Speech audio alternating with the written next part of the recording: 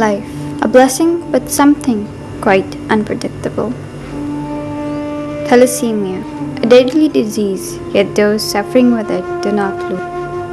Genetic disease है, inherited disease है, उर्दू में जिसको कहते हैं कि ये एक मौरूसी मर्ज़ है जो वालिदैन से बच्चों में मुंतकिल होता है। और ये वालिदैन ऐसे होते हैं जो हमारे यहाँ पाकिस्तान में डेटा देखा जाए तो 6 to 7% पॉपुलेशन जो हमारे पाकिस्तान की है वो थैलेसीमिया माइनर है। ये बच्चा उस वक्त पैदा होता है जब दो थैलेसीमिया माइनर्स आपस में शादी करते हैं। This widespread disease is hereditary. According to some reports, the cases of thalassemia are on the rise. Thalassemia major का है, इसकी हड्डियों के गूदे में जो खून के रेड ब्लड सेल्स बन रहे हैं वो एबनॉर्मल है, या तो वो स्मॉल साइज़ के हैं या वो लार्ज साइज़ के हैं। तो जो इसका सपोर्टिव ट्रीटमेंट है वो यही है कि इस बच्चे को अब सारी ज़िंदगी इसी उम्र से लेकर जितनी इसकी उम्र है इसको ब्लड ट्रांसफ्यूजन की जाएगी, तो ये बच्चा फिजिकली और मेंटली बिल्कुल नॉर्मल होगा। 10 to 50,000 patients are suffering from it, and each year 5,000 babies are born with it. Multiple transfusion से इसके जिस्म के अंदर फौलाद की ज़्यादती हो गई है तो उसको चिलेटिंग एजेंट से निकाल दिया जाए फालतू फौलाद में, चूँकि अल्लाह ताला ने जिस्म के अंदर फालतू फौलाद को निकालने का कोई सिस्टम नहीं रखा। जहाँ तक अब थैलेसीमिया है उसका अगर ट्रीटमेंट ये है कि उसको ब्लड ट्रांसफ्यूजन की जाएगी, तो हमारे यहाँ हमारे मुल्क में इस चीज़ का शदीद फुकदान है कि नौजवानों के अंदर ये अवेयरनेस नहीं है कि ब्लड डोनेशन क्या है। यहाँ तक कि किसी नौजवान को पोस्ट ग्रेजुएट स्टूडेंट को भी किसी यूनिवर्सिटी में ये पूछा जाए कि जिस्म के अंदर खून कहाँ पैदा होता है, तो वो नौजवान इतना पढ़ा लिखा होने के बावजूद भी ये कहता है कि जिस्म में खून जिगर में बनता है। लेकिन हकीकत ये है कि खून हड्डियों के गूदे में बनता है और ये रोज़ाना नया खून बनता है और रोज़ाना पुराना ज़ाया होता है।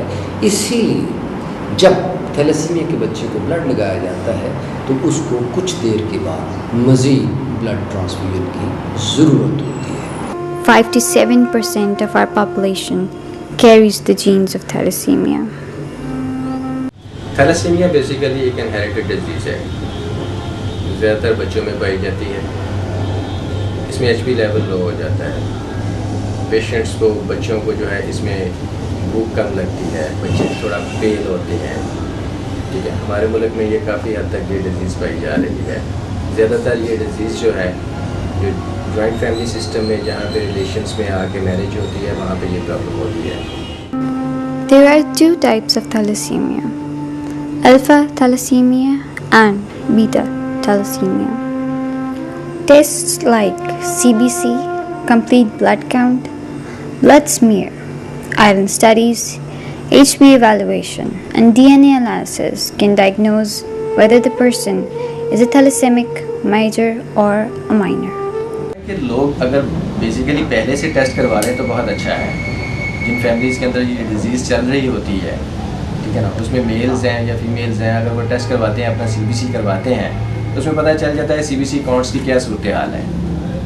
अगर उसमें कोई कॉम्प्लिकेशन है या कोई प्रॉब्लम आ रही है तो वो उसको ट्रीट करवाएं आफ्टर मैरिज, अदरवाइज़ वो प्रॉब्लम डिजीज़ बढ़ जाती है, बल्कि डे बाई डे बढ़ती जाती हैं।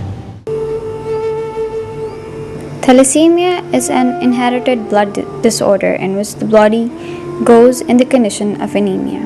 This condition is caused by lower than normal number of red blood cells or are not enough hemoglobin in red blood cells. तो इसको कंट्रोल करने का बेहतरीन जो तरीका है वो यही है कि बिफोर टाइम इसके टेस्ट हो जाए ताकि पेशेंट, इसके मरीज़ जो हैं वो कम से कम पैदा हो, इसको कंट्रोल किया जा सके। Some severe symptoms of thalassemia are fatigue and weakness, pale skin or yellowing of skin, enlarged abdomen and spleen, abnormal facial bones and poor growth, and dark urine.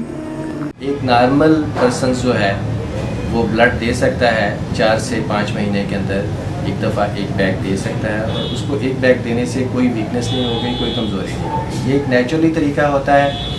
एक पेशेंट ब्लड देता है तो कुदरती तौर पे वो कवर हो जाता है एक नॉर्मल पर्सनस में, ना कि एक पेशेंट्स में। इसलिए हमें चाहिए अगर हम एक ब्लड की बोतल देते हैं तो उससे पता नहीं कितनी ज़िंदगियाँ महफूज हो जाती हैं।